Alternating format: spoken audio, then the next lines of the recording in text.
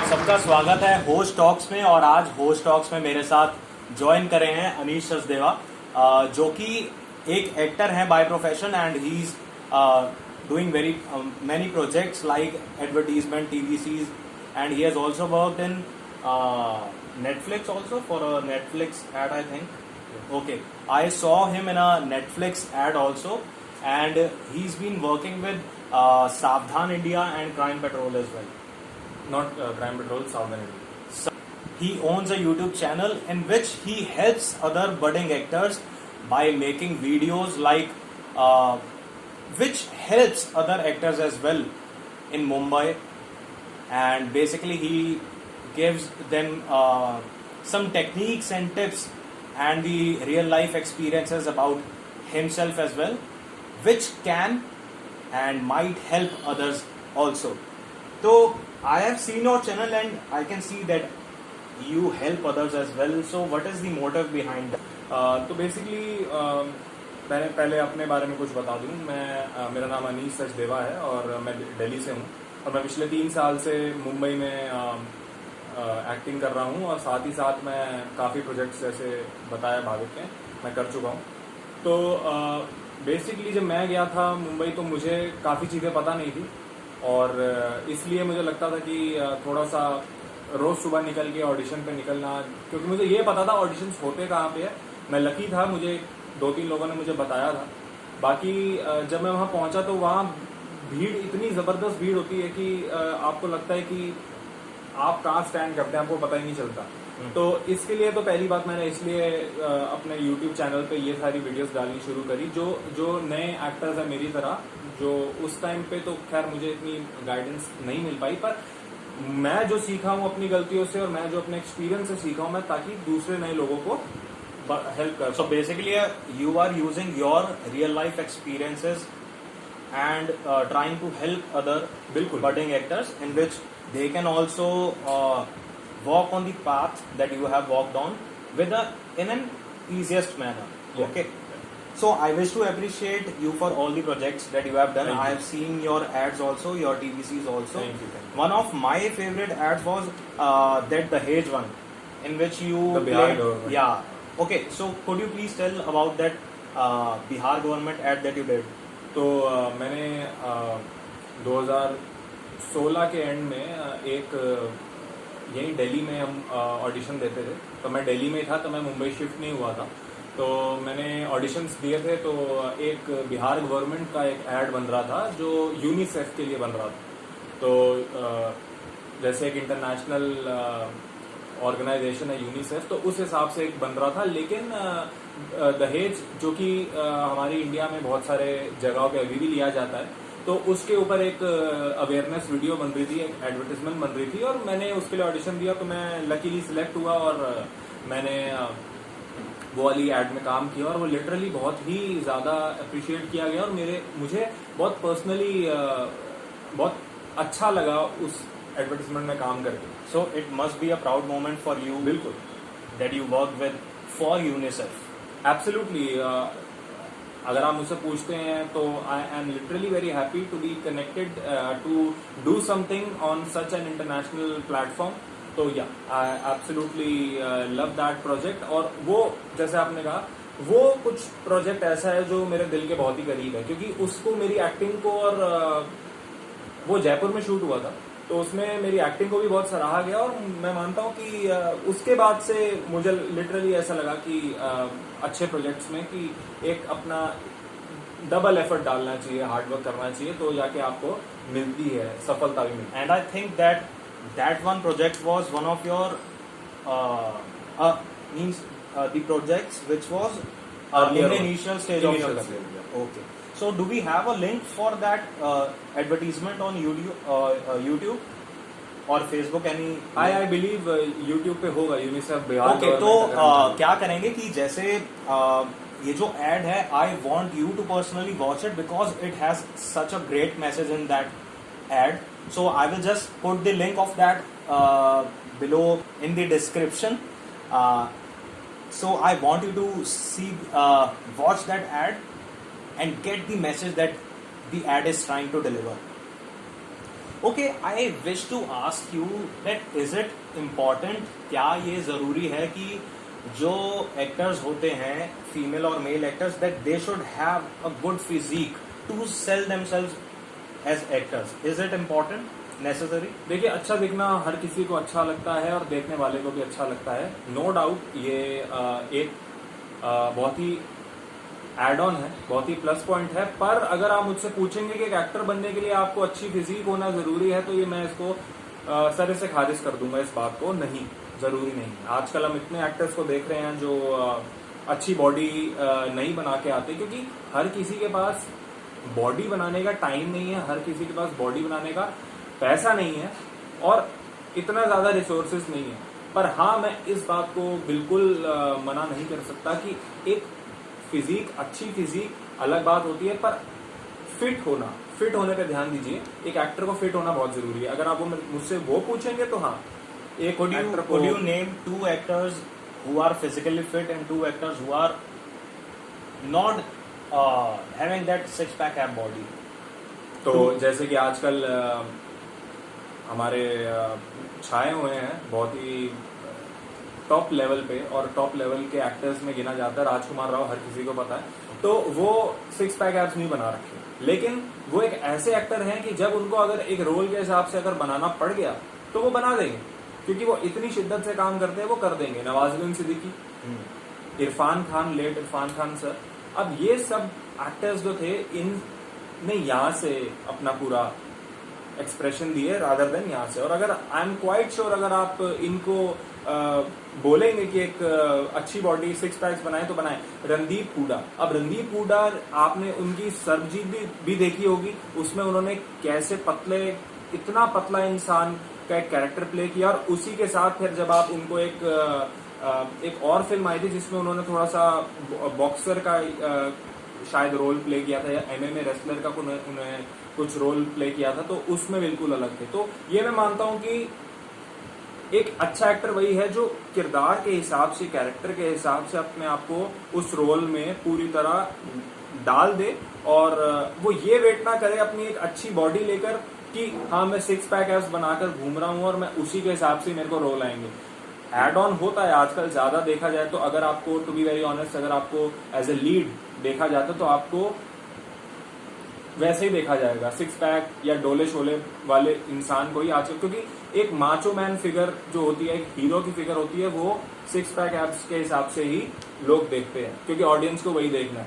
लेकिन मुझे नहीं लगता एक अच्छा एक्टर सिर्फ सिक्स पैक के हिसाब से डिस्क्राइब किया जा सकता, क्योंकि ये मैं भी समझता हूँ कि अमिताभ बच्चन जी ने कभी नहीं बनाया, एब्स नहीं बनाए, कभी नहीं बनाए। तो but he is the top most actor of our industry and he is counted in one of the top most actors in whole world. बिल्कुल बिल्कुल बिल्कुल, आपने सही बात बोली, आपने कभी उनको नहीं देखा होगा सिक्स पैक। उन्होंने कभी, even when he was young, he didn't make any six pack abs, क्योंकि देखिए उस टाइम पर तो बिल्कुल ये चलन नहीं था कि आपको सिक्स पैक बनाकर ही हीरो लग सकते हैं, ऐसा कुछ था ही। ओके, आई थिंक दैट वो जो चलन शुरू हुआ वो उससे, आई थिंक मैं गेस कर रहा हूँ कि वो जो स्टाइल मूवी आई थी, जब वो साहिल खान जिसमें वो बंटी बन के आए थे, बंटू, उसके बाद आई थिंक, नहीं, या सलमान खान ने ही, टू बी वेरी ऑनेस्ट, इस इंडस्ट्री में तो सलमान खान ने ही एक फिट बॉडी, एक मस्कुलर बॉडी, एक बल्की बॉडी का चलन वही लाए हैं उन्होंने, और सिक्स पैक्स वो सब वही लाए हैं, वही। Great, valid, seems to be a valid point. अच्छा, मेरे को ये बताओ कि ऑडिशंस का क्या प्रोसीजर होता है? आप अभी एक in the procedure of becoming a star, I should से, या डेवलप एक्टर, पूरा सक्सेसफुल एक्टर। देखो, सक्सेसफुल आप कभी भी उसको ये नहीं कह सकते कि यार ये सक्सेसफुल है, क्योंकि ये ऐसा एक प्रोफेशन है जिसमें कि आपको बस ट्राई करते रहना पड़ेगा, even after you have been established, उसके बाद भी, नहीं तो आपको पीछे छोड़ जाएगी जो और सारे लोग हैं। तो ऑडिशंस का प्रोसीजर बताइए मुझे। तो ऑडिशन का प्रोसीजर ये रहता है कि आप पहले तो थोड़ा सा इनिशियल स्टेजेस पे आपको ऑडिशन देने का इतना मौका ही नहीं मिलता। धीरे धीरे आप जब कॉन्टैक्ट्स बनाते हैं तो उसके बाद आप उनको मेल करते हैं, वो आपको या तो नंबर दे दे, तो आप उनको व्हाट्सएप करते हैं अपना नेम, एज, हाइट वगैरह जो बेसिक इन्फॉर्मेशन होती है, आप कौन से शहर में हैं, और आप अपनी 2-3 अच्छी क्लिक की गई पिक्चर्स उनको भेजते हैं। तो रोल के हिसाब से, अगर लुक के हिसाब से आप लुक में फिट होते हैं तो उस हिसाब से आपको बुलाया जाता है ऑडिशन के लिए। और फिर जब एक बार सिलसिला ये शुरू होता है ऑडिशन का, तो फिर आपको बार बार बुलाते रहते हैं, क्योंकि आई थिंक थोड़ा सा एक कॉन्टैक्ट का इनिशियल स्टेज पे कॉन्टैक्ट का सीन होता है। जब आपको कोई जानेगा ही नहीं तो आपको ऑडिशन पे कोई क्यों बुलाएगा, तो वो चीज है। बाकी हाँ, तो बाकी मैं यही बोल रहा था कि दिल्ली में काफी डीएम स्टार्स हैं जो ऑडिशन लेते हैं।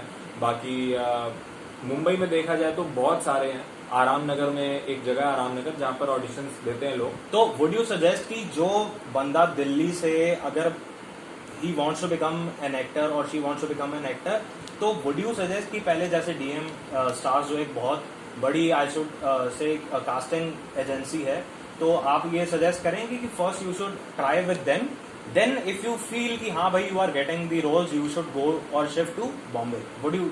नहीं, आप स्टार्ट जरूर करिए डीएम स्टार्स और भी जो दिल्ली के हैं। अगर आप दिल्ली से हैं तो आप बेसिकली उनके लिए स्टार्ट करिए। लेकिन कई लोग, मोस्ट ऑफ द एक्टर्स जरूरी नहीं है दिल्ली से ही हो, तो जो अगर वो दिल्ली से बाहर से हैं या मान लीजिए अगर कहीं वेस्ट साइड के हैं, कहीं के भी हैं, तो वो बेसिकली स्टार्टिंग में थोड़ा सा अपने अपने शहरों में थिएटर करे, और फिर थिएटर करने के बाद ना भी थिएटर करे तो थोड़ा सा अपने ऊपर काम करे, और अपने ऊपर काम करने के बाद वो मुंबई जरूर जाए। मैं भी 2015 के एंड में मैंने प्रोफेशनली शुरू किया था एक्टिंग, तो मैं भी जब गया, मैं भी 2017 के एंड में गया, तो मैंने भी 2 साल अच्छे खासे अपने ऊपर दिए। मैंने भी डिसीजन बनाया कि मुझे मुंबई जाना है, क्योंकि बहुत लोग पहले मुंबई चले जाते हैं और वहां जाके उनको समझ आता है कि हमें तो एक्टिंग अभी करनी है, सीखनी है। और भैया वहां पर मुंबई में हर दिन का एक रहने का, एक खाने का, एक ऑडिशन देने का पैसा है। तो जो भी लोग ये बिना सोचे समझे मुंबई चले जाते हैं, उनके लिए एक ही मैसेज है कि थोड़ा सा अपने ऊपर पहले सोचिए, अपने ऊपर काम करिए, थोड़ा सा ये सोचिए कि आप कैसे सरवाइव करेंगे, और फिर उसके बाद मुंबई जाइए। तो मुझे ये बताइए, आपके लिए इस जर्नी में अभी तक मुश्किल क्या था? मुश्किल, मैं 4 चीजें बता दो जो आपके लिए मुश्किल थी। फर्स्ट ऑफ ऑल तो यही चीज थी कि जब मैं मुंबई गया था तो मैं यही सोच के गया था कि मैं जाऊंगा, पहले दिन से मेरा ऑडिशन शुरू हो जाएगा, सब कुछ शुरू हो जाएगा। लेकिन मैं जब गया तो 10 दिन तक मैं एक ऑडिशन नहीं दे पाया, क्योंकि मुझे मैं वहां जा रहा और वो कहते नॉट फिट, और मैं कह रहा नॉट फिट, बाकियों को तो फिट करो। फिर मुझे धीरे धीरे रियलाइज हुई चीज कि नॉट फिट अभी मैं इसलिए हूँ, शायद उनको मेरा एक तो लुक नहीं पसंद आ रहा है, या फिर ये भी हो सकता है वो मुझे जानते ही नहीं, तो वो कैसे पता चलेगा उनको कि मैं क्या कर सकता हूँ क्या नहीं कर सकता। तो 10 दिन तो मैंने ऑडिशन नहीं दिया।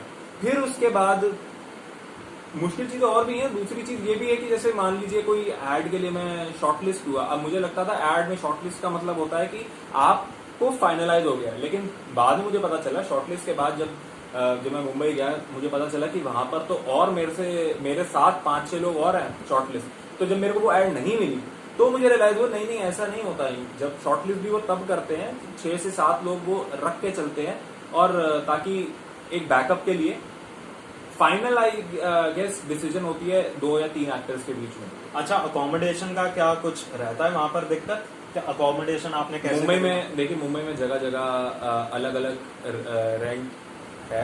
कहीं सस्ती जगह भी है, कहीं महंगी जगह भी है। अब वर्सोवा, क्योंकि आराम नगर में मोस्टली ऑडिशंस होते हैं, तो वर्सोवा में आप लेते हैं तो वहाँ थोड़ा सा महंगा है, और वर्सोवा विलेज में थोड़ा एरिया है तो वहां पर थोड़ा सस्ता मिल सकता है, पर वही पीजी बिजनेस जो है उसी हिसाब से आपको रहना पड़ता है। लेकिन हाँ, कहीं बहुत सस्ती जगह भी है, लेकिन फिर वो बहुत ऑडिशन से बहुत दूर है जहाँ उनकी जगह है। तो फिर आप या तो रहने में कॉम्प्रोमाइज कर लीजिए, या फिर रोज डेली अप डाउन ट्रैवलिंग कर लीजिए। किसी न किसी चीज पे आपको सर्वाइव और आपको थोड़ा सा हिसाब से करना ही पड़ेगा। चौथी चीज मैं आपसे पूछना चाहूंगा, एक्सपेंसेस आप कैसे, मतलब जैसे एक्टर एक क्या करता है कि उसको एक प्रोजेक्ट मिला, फिर उससे ही उसके सारे एक्सपेंसेस चलते हैं, या कैसे रहता है सारा? कईयों का ये भी रहता है, और मोस्टली ये होता है कि जैसे मैं थोड़ा सा धीरे धीरे जब मैंने ऑडिशंस देने शुरू करे तो मुझे समझ भी आ गया, क्योंकि मेरे जैसे और भी एक्टर्स कास्टिंग के प्रोसेस में इन्वॉल्व थे, तो वो असिस्टेंट के बेसिस पे काम कर रहे थे, कास्टिंग डायरेक्टर्स के असिस्टेंट में। तो मैंने कई बार वो भी किया, क्योंकि उससे आपकी थोड़ी सी, अगर एक प्रोजेक्ट कर लेते हैं तो आपकी थोड़ी सी वो बन जाती है, इनकम भी बन जाती है। तो जो ये कास्टिंग, मतलब आपने क्या बताया, casting direct, assistant casting director, जिससे कि आप वहां पर बीइंग एन एक्टर आप पैसा भी कमा पैसा सकते भी हैं, survive विच कर can help you to bear the expenses while you are giving the. तो thanks a lot Anish for joining us on host talks and sharing your experiences. Thank you. अभी तक की मेरे को जो आपकी लगती है जर्नी, मतलब देखो मुश्किल तो ऑब्वियसली होती है, और आपने जो सारे एक्सपीरियंसेस बताए हैं, I think and I believe कि ये जो आपके रियल लाइफ एक्सपीरियंस है being a budding actor, I would not say struggling actor but a budding actor, वो जो और लोग हैं उनको बहुत ज्यादा हेल्प करने वाला है through your channel. I wish and I believe that you would be a very successful actor in coming years, thank you. And I hope कि आप ऐसे ही अपनी ऑडियंस को सर्व करते रहें with your experiences and helping them to become an actor and do good in their lives. Thank you. So thanks a lot Anish again. See you again in Host Talks in next episode. Subscribe करें अनीश के channel को। इनका जो channel का link है वो मैं description में डाल दूंगा, आप इनके चैनल को देख सकते हैं। और थैंक यू, मिलते हैं आपसे